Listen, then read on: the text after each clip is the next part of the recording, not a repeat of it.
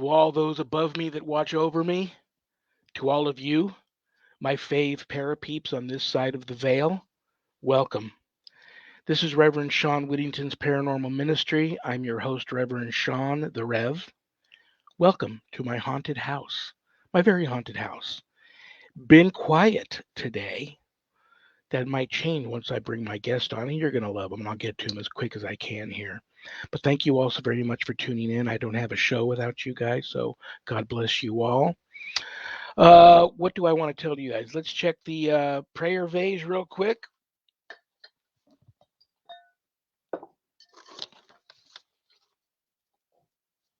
Wow, it's getting full. I might have to start doing 2 or 3 prayers, the opening of a show.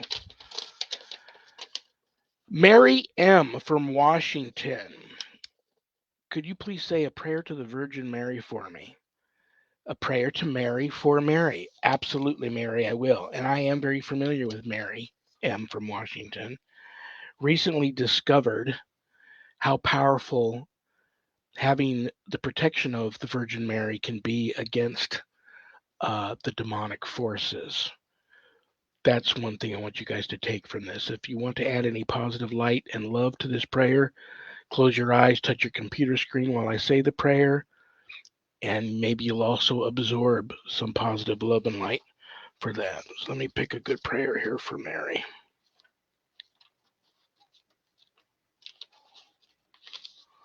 Okay, this is a beautiful one. Name of the Father, and of the Son, and the Holy Spirit. Amen.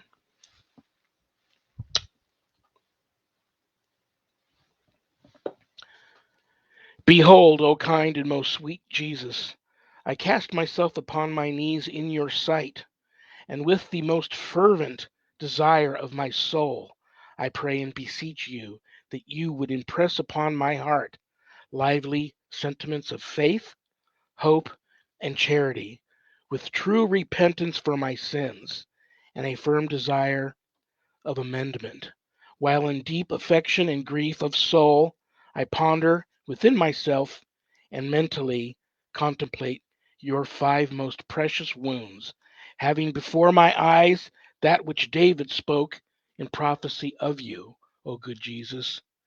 They have pierced my hands and feet, they have numbered all my bones. I know what you're thinking. Was that a prayer to Mary? You know, the Holy Spirit is speaking through me right now and had me go to a prayer to Jesus crucified. And I'll tell you why. Because I'm thinking of Mary um, having to witness that and being at the foot of his cross during that and receiving his body when they took it down from the cross. So that's the powerful message there that I want to convey. Let's check the mailbag real quick. The Paranormal Ministry mailbag. Oh, there's a lot in here too. Bruce C. from Arizona. Can someone take a course and learn how to be an exorcist? Absolutely not. Sorry, Bruce. You can take a course like mine, which I'll talk about in a second, um, and learn about the demonic, learn about how to protect yourself and protect people that are close to you that you love, and stay protected, and things not to do to draw the attention of the demonic to you. But no, to become an exorcist, in my humble opinion, is a calling. And so my answer to that is no. You may get a different answer from someone else in the clergy field that's in the deliverance ministry field, but my humble opinion, no, you can't take a course and learn how to be an exorcist. That's a calling. Brothers and sisters, if there's anything you want to know about me and my wife and our ministry work, go to our website, www.ghost-b-gone.biz. When you go there, keep in mind my wife and I don't charge for our ministry work, helping people with their paranormal issues. So I know times are tough, but if you notice the donate button and you're able to do so, click on it and send in a small donation. I promise you it'll be appreciated from the bottom of our hearts, and I assure you we will put it to good use. In addition to being an ordained exorcist, I'm also a spiritual advisor, intuitive coach. If you have issues of a paranormal nature, that turn into something more spiritual and you need some spiritual guidance and you'd like to speak to the Rev about that, you can make an appointment to talk to me there at the website. Don't leave, though, without going to the page called the WSE course/book. On that page, you'll find a lot of cool stuff to purchase if you go for that sort of thing. But scroll down, you'll see my new haunted autobiography, God, Ghosts, and the Paranormal Ministry. And I quote, the scariest book I ever published. That was Annette Munich, owner of Stellium Books, my publisher. But don't let that scare you off of purchasing a copy. I like to refer to it as a very different kind of feel good story. A lot of good versus evil, where good wins. But the beautiful thing about purchasing the book is part of the proceeds of every purchase of every copy of my book goes to support stjude.org, St. Jude's Children's Research Hospital, Nevada, and the ASPCA. So you get to do some good with the purchase. If you purchase it off of the website, it comes autographed in a beautiful house blessing kit, or you can get it a little less expensive at Amazon. Scroll a little further down. Bruce, this is for you. You'll see the Worldwide Society of Exorcists, which I'm a founding member. I offer a college level online course, Introduction to Spiritual Warfare, through the WSE. And this is a course for all of you warriors for Christ that feel a calling to want to know how to draw your line in the sand, circle the wagons, and put up a good fight against, God forbid, true evil if it comes calling. That's the course for you. All of my students that graduate get a stunning diploma, certificate of completion, suited for framing, along with some other very special blessed gifts that you can only get from yours truly, the Rev. So, most importantly, please keep all of my former, current, and future students in your prayers. And if you would like some more information on the course before making that type of commitment, there is a Worldwide Society of Exorcists Facebook page. So you can go there or call me and ask me about the course if you'd like to. Okay, what else do I want to tell you guys? I think that's it. I think I'm going to get right to why you all tuned in. You guys are going to love this guy. He's a friend. I love him. I miss him. I'm so blessed to have him on the show today. Please welcome Minister, Demonologist, the one and only Scott Johnson. Scott, are you with us, brother? I am with you. Hey, in honor of my wife Christy, we got the Bengals Who Day. She has waited 31 Ah, years for this. you beat me to it. I have right here at the top of my. This is how I was going to come into you. I was going to say, Scott, do you remember? Did you ever see the remake of The Fly with Jeff Goldblum? Hmm. Do you remember where he tries to get Gina Davis to go out to lunch with him, and she's a little reluctant, and he goes, "I just have one word for you, cheeseburger." I Yep. was gonna go. I just have one word for you, hooday, which is actually Right. which is actually two words. But then I know that you're not from there, so I figured it was probably the wife. I know you live there, but I figured it was probably the wife. How great is that, huh? Oh man, she is like in our house. The like I like football, but I'm just very uh, you know basic on it. She's like the sports person in our house, and the Bengals, whether they win or lose, sets the tone for our home's week. And so this has been such an amazing thing to watch. Like she's been so mad at them for so long, and they come along. She actually, cried when this happened. I mean, she's Oh, waited her whole life for this, and absolutely. it's a beautiful thing. It's really cool. It's really cool to see. I know how she feels. I was since I was about 5 years old. I've been a diehard, and diehard doesn't even describe it. Washington Redskin fan. So, probably the first 50 years of me, well, not that long, but many, many years, probably up to I was in my early 20s, they were the doormats of the league. Then they have that spurt with the Gibbs years where they Hmm. go to five of them, win three of them. I was not born yet when they won their first two NFL championships, but I'll be honest, I was very disappointed that the owner finally gave in to the wokeness and change the name. I was thought they were going to stick with just Washington football team, which I would have loved, which is cool. Is it But like the admirals or something, or it's the the colonels, corporals? it's funny you bring up colonels because somebody said watch it be Colonel Custer will be their new mascot, but no, it's the Yikes! Commanders. Commanders. I'm trying to be supportive. Um, I'm having a tough time with it, to be honest with you. So we'll see how that goes. But God bless them. But there's been many a game where I cried, whether it was even a win or a loss, depending on how big it was. Um, so I am with her 100%. Um, you know, hopefully they do good. It's Super Bowl's about, they're like it's no big deal. It's another game. We're here to win. We're not the underdogs. I love their chances, Hmm. and I think it's going to be a great game. So tell Me her I too. said good luck. I And will. okay, you are just so everybody knows we've met in person over the past holiday season. Worked on a wonderful, very special project together that I'm not allowed to talk about. Um, a very special project. You're one of the special bright lights on that project. I love you. I respect you. I think you're just a cool dude. Can't wait to see you again, and that may happen here very soon to finish the project. Um,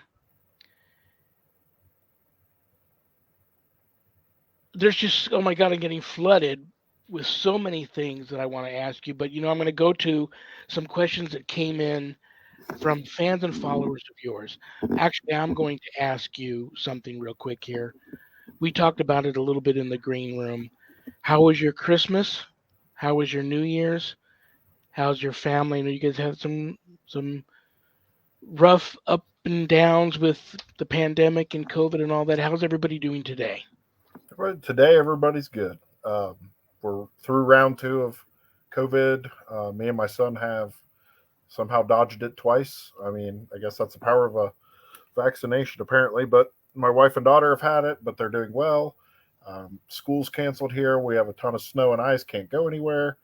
Thankfully, the power's still on, and it's been a wild thing. So we are blessed. God has blessed us very, very much. How are you doing?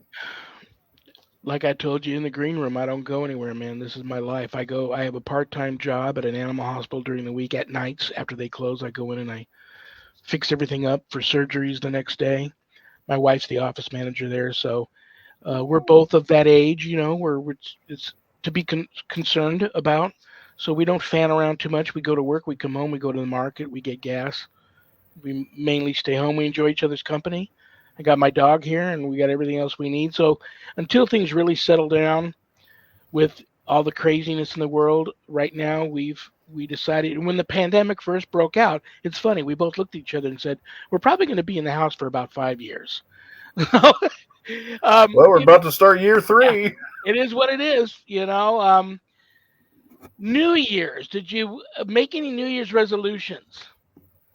I like to set the bar low and not. That way, I'm not disappointed. That's kind of how I go. Ultimately, my New Year's thing is always the same. I just want to know more of Christ. That's it. That's it. Every year. I don't know how that's going to happen. God uses crazy ways to make that happen throughout a year, but that's my resolution. Very, very cool. Very, very cool. Let your wife know that after the show today, I'm going to add your whole family to my prayer list, and you guys will be in my prayers often Well, thank you. for all of the stuff that you guys have gone through and may go through, and that I do get to see you again and work with you again in person. And let's hope that I had somebody, a very talented psychic, on that has been credited at predicting some wonderfully, well, I call it wonderful, in advance predicted some big time, events that happened. And she predicted this would be the year that all of this is over with, the mandates, the masks, the pandemic, all of that. So I'm going to hold her to that. And if that comes true, it's going to be a blessed year. So Absolutely. we talked about the project. Okay. I am jealous of you about one thing. I have never been. the kind of minister to get my preach on. Um, I can never, even to this day, I could never see myself behind a pulpit in front of a large audience getting my preach on or giving a sermon. I know you do that. Your church, a matter of fact, I've been stalking you. Oh Lord. Crosspointe with an E on the end, one word, Church of Christ. Mm-hmm. You've got a wonderful Facebook page. You've got a website, crosspointecoc.org. Introduce your church to, I know you're a demonologist. I know you're, I've heard you preach. You did your fair share of preaching to us there on the set. Introduce your church to all of my viewers today and what that's all about. So my church, on March 23rd, I will have been there 10 years. Um, so my church was a total God thing, and I mean, ultimately, it's God's church, obviously. But I stepped in after the minister there was there for 40 years. This is the third facility they've been in due to growth, um, which has its own challenges. But I have not ever met a group of more loving, kind, generous, forgiving people in the world. My churches, the pandemic has done a number on our congregation. We've buried many of them, and that's just a tragedy of this whole thing. Our numbers are smaller than they were 3 years ago, but you know, our people love Jesus, and they show it in incredibly amazing ways every day. And I get to see that unfold. So Crosspoint Church of Christ is, and I'm probably biased, but I think it's probably one of the greatest congregations in the country, if not the world.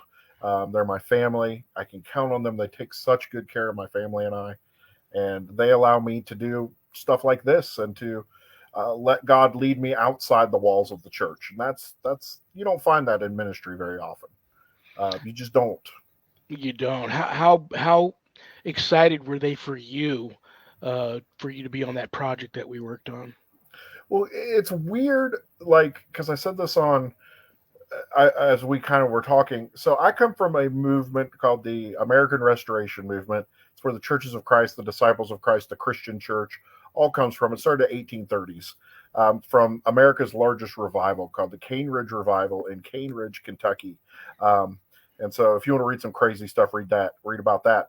But so it developed though to this really cold legalism in some sectors, and so they adopted the belief of cessationism, meaning there is no spiritual activity, there are no demonic attacks in the way Hollywood portrays them. There is no anything but the resurrection for the dead. It's almost like modern day Sadducees, and this is not my particular congregation. This is when I say Churches of Christ at large over hundreds of years. That Yeah. has since fallen away. I've taught my congregation several times on spiritual warfare. I've walked them through. They know what I do. Some of them are kind of like, and others are like, keep that to yourself, bro. But all of them were excited.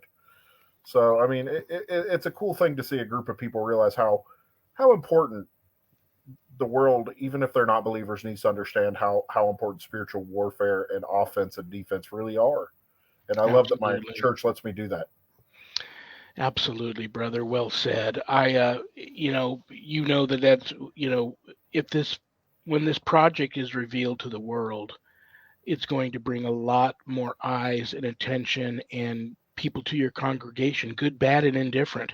And it's something that, we'll deal with whatever comes our way. But Right. everybody that was there represented themselves and who they are and where they come from and their belief system so beautifully that I just it's gonna rock. The project's gonna rock, and I am. One of the things. Sorry, I didn't mean to interrupt It's you. okay. That's okay, brother. Go ahead. I was just going to say one of the things about this project that just blew me away was like if you take Jesus out of this, there is no content. Like it was so Christ focused, and that was going into somewhere we're not expecting that. You've seen shows and projects and podcasts of this kind of nature that will be revealed, but it's all about Jesus, and that blows my mind. That was my prayer going in, is that I'm only going here because I want to show Jesus. And I think this project is going to do that in a magnificent way. I agree. I agree 100%. Um, yeah, it's just I'm getting goosebumps right now thinking about it. And if I decide, I'm going to get together with everybody and find out, and so far, like I've had Donnie on the show, I've had Rita on the show. A few weeks back, I had Rich on my Monday show. I have the good Bishop coming on my Monday show in The March, good bishop. and I'm going to I'm going to I've gotten stories behind the scenes from each one of you, including you today, which I didn't know your story. And if I decide to write about it, I'll make sure I get permission from all of you ahead of time to do that. And that's part of it too. That there were things that tried to prevent us individually and as a group from completing that mission. So yeah, it's you know I know so many people in this field. Not once they get into the actual deliverance ministry part or exorcism, it's different. But I have been approached by many clergy and laity that don't believe in demons or ghosts. God, Jesus, Mary, the Holy Trinity, angels. Some of them not angels, but many of them not don't believe in demons or the devil or anything. And it's astonishing to me how many people come to me for help that didn't believe ahead of time. Now, because of what they're going through, they believe. Amen. But you know what else is also astonishing to me? How many people come to me for help because they're going through something uh, like that, and they still don't believe. They just want me to, you were referred to me. I know this is what you do. I just want you to make it go away, make things better. But they still, they're at rock bottom. They're hanging over the abyss by their fingernails. They're about as low spiritually as they can get, and yet they're still not willing to accept the fact that you're under attack by the devil or a demon, and you're only, I don't have any magic powers. You need to find a way to get Jesus into your life to help you here, or it's not going to happen. And it's just amazing how many people that still, are going through that and don't believe. Your ministry work in your church. I've been to your website a few times. Beautiful church. Um, have you ever had anybody present, uh, whether it be just severe demonic oppression or, God forbid, a possession, ever present like in the church or even during like a sermon? I have not, but I'd be idiotic or naive to believe that that doesn't happen, and it hasn't happened. I just have not seen it. When you're the person that's up front talking and kind of leading things, like at your point in time, you're just really focused. And I try and tend to the needs of the people as they present, but I have never, at least in an extreme manifestation, maybe some crying or something that red flagged it, but nothing like crazy, like when we read about Jesus going into the synagogue in Capernaum and the demon like stands up and like is like, hey, what's up? And Jesus is like, not today, and kicks him out. I've not had that moment, and I am thankful for that. As the days get darker and more evil, I don't expect that streak to hold, but we'll take it as it comes, man. Absolutely. It'll also be a way to check the temperature on everybody in your congregation if that ever happens during a service. Um, it's easy for some people that have never witnessed that before to not let the flight, instead of fight, kick in and Mm-hmm. want to get away from that. And it reminds me of a story where, I always try to get when I deal with a client that I may be wrong and I'm wrong often, but I may suspect that they are possessed or have such a severe oppression that, it can go either way quickly. I try to get them on hallowed ground. That was my training. But one time that backfired on me. Was actually talking with a girl in my van parked in front of a church, and the demon manifested to me through her in my van. I mean, it was 120 degrees that day here in the middle of summer, high noon in Vegas, and all of a sudden the inside of my van became like a meat locker. Oh, Um, it didn't stay long, and then I was there with her because I had already made her an appointment to speak with a bishop there. So she was able to actually make her appointment, and then when she came out of the appointment, it manifested again. So I don't know. I still believe in you are better off being on hallowed ground, but I've ran into so many churches that are haunted.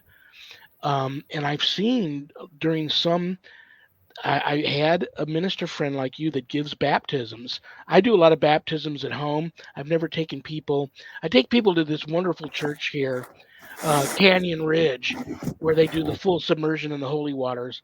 And I go there and I witness that for them. Sometimes I take the plunge too, but I've never done that for somebody. And I saw a picture of you doing that on your website, and it reminded me of a friend of mine, a minister, who the possession, they didn't even know this person who came to get baptized was possessed.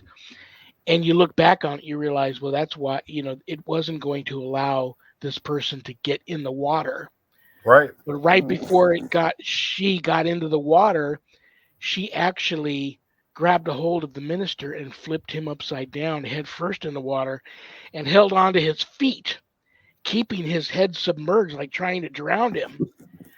But, it didn't get in the water and then fight with it because it knows once it got in the water, there would be no fight left. And it took several people to run up there and actually grab this woman. And, actually, as they pulled her back or pulled it back, it never let go of the minister. It pulled the minister out of the holy water. Um, I've I had don't ju- one. I had to like, because usually it doesn't happen for me. I mean, at the church because of just timing or whatever. But I have had to push someone over the threshold to get them in the building. There was a time where it took three of us to push a person into the building because they were like a brick wall, not moving, didn't want to go in. And we're like, nope, we're going in today. So it's hard. Some people, it's really hard for them to enter a church. Where do you stand on exorcism? I do know a lot of ministers that are elite demonologists, and they, where someone like me may, and you would think that I would always recognize it, but there's times where I get deceived a lot. I'm always the first one to admit that there's in my life I probably have assumed this ghost was just a ghost when in fact it was probably a demon. Many times I went in guns ablazing thinking, it was a demon, and it turned out to be nothing or just a disembodied human spirit. Um, I know ministers that are elite demonologists like you, but when it comes to the actual taking authority over an exorcism, they have other ministers they refer to for actual that part of it. Do you do that, or do you jump in the deep end without your floaties on and meet it head on and perform exorcisms? I jump in because that's also part of my training. Demonology and exorcism are my training. So I mean, I jump in because that's what you do. I don't, and I mean we're in like around the Cincinnati area, and so we're in a very, I don't want to say conservative. I don't like political tags with church, so we'll say more traditional buckle of the Bible Belt. And there's a lot of hesitancy to stuff like that, and a lot of traditionalism that keeps a lot of people from being interested in this in the first place, and then the other part of people just ignore it. And so I jump right in because there's no one else. There's literally I don't know other than you guys that I met.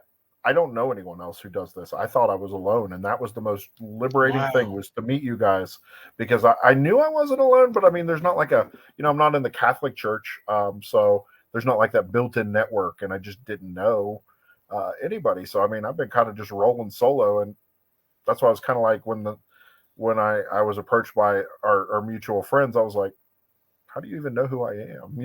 I'm just like hanging out in Ohio, man, Yeah. because I don't know anybody. I really don't, other than you guys. Well, God bless you, brother. You are a for any demon out there watching the show. They already know that you are a force to be reckoned with, and I'm blessed to know you, and to have met you and have worked with you. And I think I even mentioned it on the set that we all have a wanted poster of us hanging in hell, and it is what it is. I know what I wanted to ask you, and then I have to get to some questions here. That Oh, was you're my fine. New Year's resolution, was to get to more of my fan and follower questions for my guests, and then I end up never doing it. I end up having just these wonderful conversations. My wife, I don't know if I told you this or not. My wife is a survivor. We both are, but my wife is also a survivor of an extreme demonic attack, which left her with three very rare forms of cancer. Now we're talking about a woman who's older than me, but at the time the healthiest person that I knew. Wow. Didn't drink, didn't smoke, no history of cancer in her family. Three very rare forms of cancer. Now the attack was insidious. They wanted to shut her up because she's also a minister. So it was a very rare form of tongue cancer, which became medullary thyroid cancer, which is the worst of the two. You can take the thyroid out, but it metastasizes. And it turned into also a rare form of throat cancer, and then spread to all sorts of lymph nodes in her throat. Oh, It bless her was heart. brutal. She wasn't supposed to still be here, but thank you, Jesus, she still is. You know, Amen. all of the radiation and chemo and surgery she had. I tell people every day, yes, the oncologist, the radiologist, the chemo doctors, the surgeons, did they save her life? Absolutely. But there was also extreme divine intervention behind Absolutely. her still being here. So she's stubborn, and I have to work cases sometimes without her knowing. I don't just, if she asks me about them, I'll tell her. If I can get out of the house and go work on without her tagging along, I try to, because I'm still, you know, I worry about her, and that's why I don't have a team any longer, because I've had team members come under attack. I need to go to these cases and focus on the business at hand and not worry about everybody else around me, worry about my wife. But I hear and see demons, and so they're like gangsters. They go after what you love, and they're always in my ear about what they're going to do to her if I don't back off a particular case. You got such a wonderful family. Where does that, and I know your wife's a minister too, I believe. I think I read that somewhere on the website that she's part of the church, works with Hmm. the children and stuff. How much of that worries you? Does that ever come into play, worrying about the family? And do you do anything special about uh, precautions to protect them and keep them from harm? So, I mean, yeah, first and foremost, my wife, she does work for the church, but her opinion on it, she knows it's real, but she doesn't want to hear about it. She doesn't want to know about it. She says, I'll pray for you, just don't bring anything home. Um, and that's fine. So, when we live, our current house that we live in, we bought it and had to do a lot of work on it. And so I had the opportunity to kind of strip it down, and I was able to do like a full house blessing, and then, a property blessing, just for that. There have been instances where I have uh, inadvertently brought something minor home, but, it was caught before it was too late. So I always pray for my family's protection. I always pray that, and I just have to trust God. My prayer is, God, please take care of them when I cannot, when I'm not there, when they're at school, when things happen, and so I just have to trust in that. And, you know, um, I don't want to drag them into anything, but God has dragged me into this, because, like, I love what you said earlier in your show. There is no course to do this. This is a calling. If you want to sign up to do this, you're insane. Um, Like literally, this is not something that you just like. Let me sign up to do that. This is something God is going to have you do regardless. And so I'm always very mindful of my family. I keep that information. In fact, my kids know. I went away for a while. I did this project, and they're excited, and at the same time they're 5 and 8, and I'm like, I don't know how I'm going to explain this piece of our faith to them at this juncture yet. Not that we wouldn't, but you know what I mean. So it's kind of like they're gonna, be experiencing all this stuff How that old are Dad your did. kids, if you don't mind me asking? 5 and 8. This is going to be a rough show for them. Yeah. Even though the outcomes of the story are wonderful, and you're right, it's all about Jesus and the power of God and the power of prayer and It's what so we do. And terrifying. but yeah, some of these stories might be a little rough for them, but they are going to absolutely, their eyes are going to pop out like they do on the cartoons when they see you on screen and hear you and watch that part of you. You're right. They've probably never seen you in that type of situation. That's going to be powerful. Far, I would never even think of telling you how to raise your kids. Um, I'm just going to say that that's going to be a wonderful thing for them to see. If you choose that it's a little bit too rough for them right now, God bless you. That's cool too. But I think that's going to be, oh my God, that's going to be an amazing event for them to witness their father. Wow. And I hope so. Yeah, And one day I will have that long, protracted talk with them about how all this works, and you know, uh, it's just one of those things. Some kids are not. A lot of kids nowadays are not fortunate enough to keep their childlike innocence for so long, to be, and not that I want to insulate my kids or shelter them from it, but I do want to keep them as far away from it as long as I can, so that I can explain it to them where they're going to understand. Not because there's any challenges there, but because that, as their dad, that's my spiritual duty. I have to arm them and give them the tools and the weapons. So, when that happens, I have nothing but good expectations, because God is the giver of all good things. Um, but I might have to sort through the project a little bit. Here's what you can and can't, see and listen to, or here's a still shot of Daddy. I don't know. We haven't really come down on that yet, so that should be interesting. absolutely. Absolutely. Do you have a paranormal side? It's like I sometimes I forget that, and there's nothing wrong if you don't. I've meet many people in this field who always kind of give me a little bit of the wink and the nod and the kind of because they know that's my background. I've been seeing spirits since I was a young boy, and worked my first case when I was like 10. So many years of just being a ghostbuster, and I was always a big Ghostbusters fan. Hid that from many people, that passion I had, because I didn't want people thinking that you're a You're kid, weird. you're weird, you're crazier than they already think you are. You want to have friends. I wish I hadn't kept it, for lack of a better term, kept it in the closet as long as I did. But what we do is hard for a lot of people to wrap their head around. I still have friends that love me, but they don't come around so much anymore. Hmm. My family loves me to death. Keep their distance a little bit, and I get it. I totally get it, because of what we do. Um, do you have a paranormal side? Do you, just so I can check off some boxes? Do you believe in ghosts and angels and elementals and all that weird stuff that I weird, but I believe it. So let me lay it out there. Just say no up front, but then I'm not opposed to that. I've just not, experienced it. Anytime I've been called into like a spirit or ghost situation, it's never been a spirit or ghost. It's always a malevolent entity. I see it time and time again. So I kind of stand by what the scriptures say. And again, I'm not infallible, like you said. Um, I'm not God, but like, sorry, my noise canceling thing was being weird. But I'm not opposed to it, but the scripture says it's appointed once for man to die and face the judgment. So I'm kind of like, well, is it ghosts? I don't know. Have I seen ghosts? Yeah, but were they actually ghosts? No. But does that mean that that doesn't happen? No. I mean, I'm wearing a Mothman shirt, right? Like, so.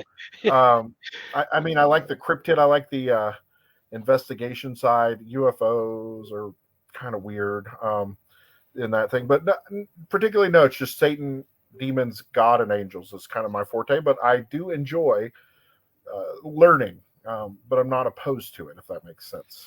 It's funny you bring up ufology and how the Vatican now has teaching some priests how to handle talking to an extraterrestrial from other than this world, and how they have priests now talking to astronauts on how they should handle approaching uh, extraterrestrials, which I find kind of mind blowing. It is weird. Um, yeah, it's a trip. Oh my gosh.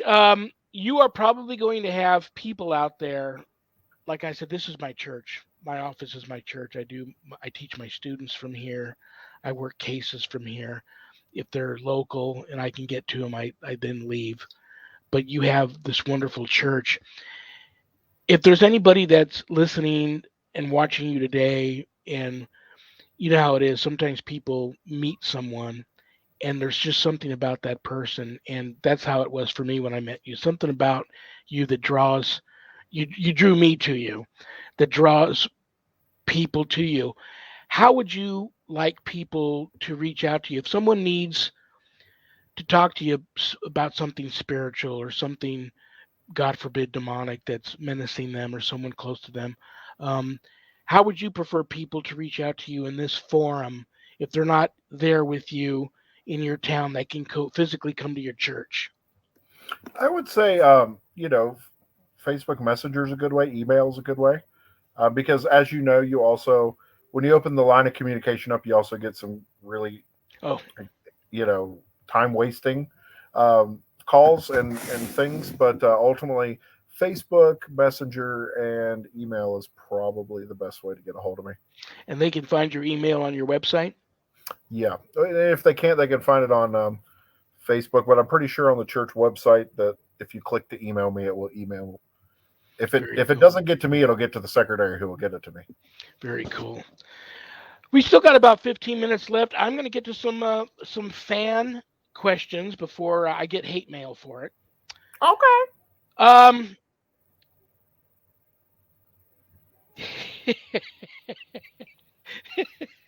Oh, I know when you okay. laugh, it's going to be a doozy. Well, there's some here that I'm going to skip over because you, I never know really. I don't have a filter, and I don't either. there's something about you. Sometimes the way you say things, you crack me up, and I don't want the rest of the show to be 15 minutes of me just laughing my butt off. Um, okay, Challenge which came accepted. first? Which came first? This is a good one actually, and I'm surprised I didn't ask this question. Which came first for you, being a minister or a demonologist? Being a minister. I was a minister I have been a minister almost 20 years now. So for about 13 years now, I've been in kind of the demonology exorcism learning. So for a long period of time, I was just a preacher. I was converted to Christ. I was 19 years old. I was an atheist. I was a drug user, addict, drug dealer. Hated God, and on the night before my 19th birthday, I thought about killing myself. Started to have a lot of mental health problems, and so I was like, I'm going to die. It's my birthday. So I cried out to every god and goddess I could think of, and any name I'd ever heard. And the next day, Jesus, whom I did not call out to on purpose, was the only one that answered. Um, and so he I mean, that's a whole nother story about how that happened, but miraculous series of events. Like less than a week later, I'm enrolled in Bible college, um, going to be a minister. Wow, So dude, I did pretty not know that. radical change, Yeah, you that's know. another thing you and I have in common. I spent many years a raging alcoholic and drug addict. Mhm. That's what I am going to ask a quick question for me. When are you going to write a book? I have about 20 books that I'm writing, but I don't have the attention span. Come Like, on, man. Come on. You got to do it. That story, there, look at it this way. I'm getting ready to probably write my second one because Spirit is really on me to do it. They're really, and they did that the first time. And I swore never that I wasn't going to do it again because it was a lot harder than I thought it would be. If Spirit wasn't guiding me, I probably would have never done the first book. I had to dig deep and rip a lot of scabs off a lot of old wounds and relive a lot of things to write that book. So it was rough. Hopefully, if I just choose to write the second one, it won't be as rough. But Spirit's really pushing me.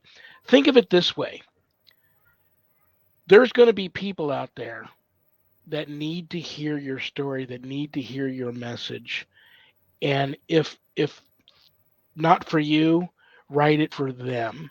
And you being a minister can feel that. I would be the first person to be in line to purchase the book, and that's a wonderful story. When the show's over today, sit down with the wife and think about it. My wife's part of my writing because she is a spell checker. She majored in English in college, so she edits my book and types it from. I do it with a hand, dude. I sit down with a pen and I write it in a what kind of notepad. old person are you? I'm an old person. I'm 62 years old. You I know how to write it write? and I give it to her. She comes in here, she reads it, she types it in the computer, spell checks. If something that I wrote down is sounds funky, she knows what I mean. She'll clean it up. Then it goes to the editor, and so it gets edited twice actually. But sit down with the wife and talk about that. I think that's in addition to you and I getting together in about a month or so to finish our project. I think that's the next big important project for you. And anything I can do to help you, you know where I'm at, reach out to me. But I think that's what you need to do. Well, my problem is it's not so much I don't like writing. It's just I have ADHD, I think, and it's just flitting back and forth. So I think it will happen, and I will take this as God goading me through you, um, in a good way, Yeah. to relook at that because I have several things I've written. I remember the last time I was going to write one on spiritual warfare, and like I took all the blog posts I ever did and all the notes I'd written, and I copied and pasted it, and it was like 25 pages. And I'm like, I can't do this for a book. I need more than this, but I don't have anything to say. So it's just Do me a sitting down. favor. Get a little get a voiceover recorder, a little tape recorder. Do your book. You're such a great speaker, and I can attest to that. I can testify to that because I've seen you. Um, do your book verbally, vocalize it onto tape, and then have let a ghostwriter, even if it's like your wife, let a ghostwriter listen to that and then take it from that and put it onto paper for you. And then you can always read it yourself and change something up, or if it may end up being better than you thought, having the ghostwriter do it, or maybe you want to add some things or change some things about it. It'll get done. I'm going to say a prayer for you that you get the help you need to get this done because I'm feeling that you do have some messages that some people out there really need to hear. So I have a feeling you and I are going to be having this discussion again the holiday season this year, and we'll revisit. I'll have you back. Are you Yeah. having fun when you come back? Oh, yeah, dude. I love Okay, stuff like this. I'll have you Nobody back, talks and to we'll me. talk about where we're. Yeah, we'll have we'll talk about where you're at with that, and so how demonology. And before you answer, we got about 10 minutes left. Before you answer this question, I love on the project how all of us were in sync with knowing ahead of time that and we didn't even we met in a Zoom meeting like a week before we met in person, and we didn't even discuss it in the Zoom meeting, but we all just kind of knew when we got there. One thing we didn't want to do was mention a lot of names of demons and go into too much specifics about demons. Um, so in my training, I of course I had to delve into that a little bit. But once I just delved into it enough that I knew, okay, I think I know enough. I can pass this course. I'm going to get back to what I feel more comfortable at. And I already knew going in when I was called to this that I needed to get back into Bible. I was baptized and confirmed in Catholicism, went through catechism, but it had been so many years since I read the Bible. I knew that I needed to get back into the Bible, get become a little more Bible learned. So that's what I do now. I do a lot more reading of the Bible than reading about demons. Hmm. And it's not bad. There's some demonologists um, that will say, no, you need to do both. For some reason, to me, I don't. Maybe that will change over time. In your grasp of demonology, where is that? I know it falls below your study of God and Jesus and all that, but just how much did you delve into that you're comfortable with? So the, I was mentored by a Orthodox Catholic priest um, for several years, and that's how this kind of and the whole way that opened up. But I also one of the things about becoming a Christian that changed in me was I never read a book, and now I read books all the time. So I have like an entire half of a wall in my office that's just occult demonology related stuff that I've worked through or am working through or have written forwards for it, asked to be a part of. So I mean, I do a fair share, but ultimately I limit that because I think uh, for a healthy mental balance for me, I have to be in the scriptures more because when you get into the theoreticals of demonology and all that, it can be pretty emotionally draining and spiritually draining. And so for me, I have to take breaks. Like spiritual care is the number one thing that a person must learn uh, as a Christian, but also if you're in any kind of specialized ministry such as this, you've got to take care of yourself. And the only way to do that is to feed on the bread of life, which is the word. I mean, that's it. Like read the Bible. And yeah, I'll delve into like, oh, there's this new person wrote this book on this demonology or this possession case or whatever, and I'll read it or I'll watch the movie or whatever. But now looking back, I probably am more like you. I read less of that stuff and spend more time in the scriptures um, because that's really where everything I need to know comes from. Well said, brother. Absolutely. And uh, I never know what to say to a demonologist when I find out in talking to them, and some of them are so knowledgeable about all that.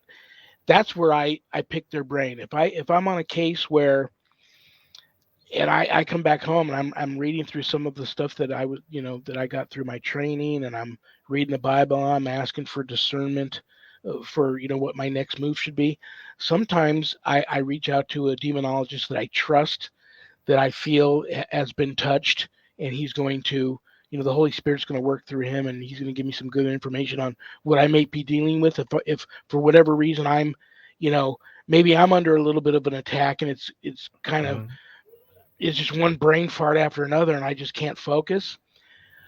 But some demonologists, they have no plans on ever ministering like you and I, or doing exorcisms, or even assisting uh, a priest, let's say, who's taken authority over an exorcism. How do you feel about that? Do you feel that a demonologist should or shouldn't, or it just depends on the demonologist whether he goes that route also? I mean, ultimately, for me, it depends on what is God asking me to do. Like for me, um, I do both, but I could see understanding being like the person. There are other areas of ministry where I like have soaked up an inordinate amount of knowledge because something just randomly interests me or whatever, and but the application thereof is often left to other people who are seeking that information. So I see the value in a person just saying, no, I'm going to be the knowledge person, the person that can help you zero in on what you're doing, but I won't be the dude who does the fighting. I mean, I totally get that, but because some people are just brilliant, and you know but they're not people persons, and they don't have good bedside manner and stuff that is kind of required. I mean, I'm not sure I do either, but whatever. But I think a lot of them do that. But for me, it is an integral part because I want to know all the background stuff so that I can at best help all the foreground stuff that God is doing in that moment to help that person. So I want to know the information, but I would totally defer to, like you said, Rich on a lot of things because he's Yeah. so smart, so much more knowledgeable in that, and he soaks that up like a sponge, man. That's what he was, and I think that's a calling. God may call you to do both, or one, or the other, or none. And Paul says in Corinthians, you don't get to really pick out. You don't get to say to God, "Why did you make me this way? Why did you?" Well, somebody in the body of Christ has to be an appendix, right? So sometimes we have to remove them. Just kidding. You'll get that one later. But it's just how God is working on their heart. I do both, but I don't know if that's for everybody. Yeah, Rich was invaluable on that set. I learned a lot more of even just what I already knew through my training from him. Yeah, he was invaluable on that, and uh, yeah, just very, very, very interesting gentleman. And basically, I might have asked him 4 questions on my Monday show, and just let him. Basically, it was a Rich Valdez Demonology 101 class that night, and I Amen. just I just sat back and he did the show. And that's what I love about Rich. So that was very, very cool. Well, we got 4 minutes left. I want to make sure everybody knows the important things. Just real quick, yes or no, because this is another question here, which I thought, you know what, I'm going to ask him this. Do you believe we're in end times? I mean, who could say that? Um, but it certainly, I've been getting a very much peaceful feeling about the end of all things. So soon to God is not necessarily soon to me. Soon to me is 20 seconds from now. Soon to God could be 20,000 years. I don't know his plan. It certainly seems like it, um, but I can't. I'm not a prophet. I'm not the son of a prophet, so I'm not gonna take that mantle on. I'm just gonna go with Jesus and say nobody knows. But I have a real strong feeling. But also the times we're living in are rather unprecedented, and I'm kind of tired of that.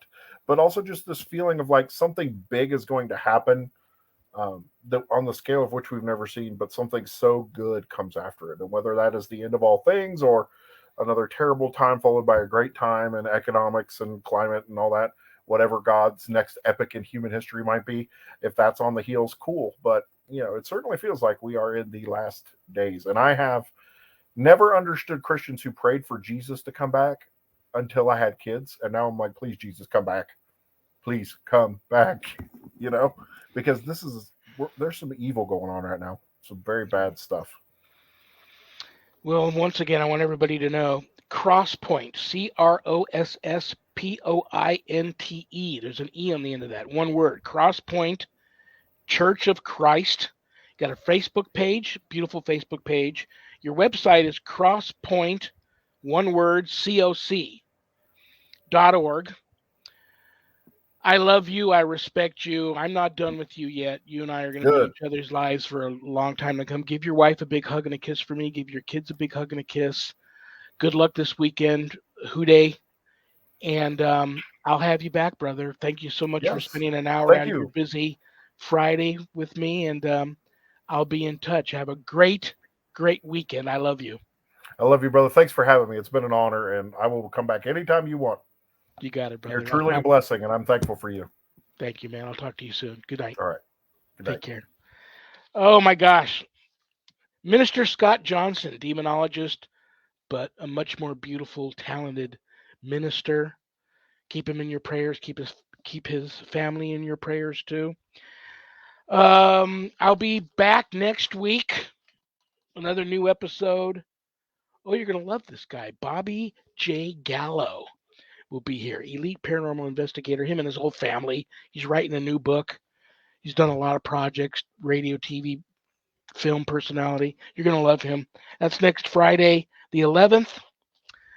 Thank you to my 2 producers, my beautiful, passionate, talented producer Adrian Hart, her rock star assistant, Zach Clayton. Thank you to both of them. Thank you to Things Network for simulcasting my show. Thank you to the Paranormal United Network and their channel 2 for simulcasting my show. Thank you to all of you for being here. You know what? He's been staring at me throughout the whole show. Usually he faces the other way, but he's staring at me right now. St. Francis. St. Francis said, all of the darkness in the world cannot extinguish the light of a single candle. So I am going to light a candle for each and every one of my paranormal ministry family members out there. And I'm going to offer a prayer up to each and every one of you to St. Francis.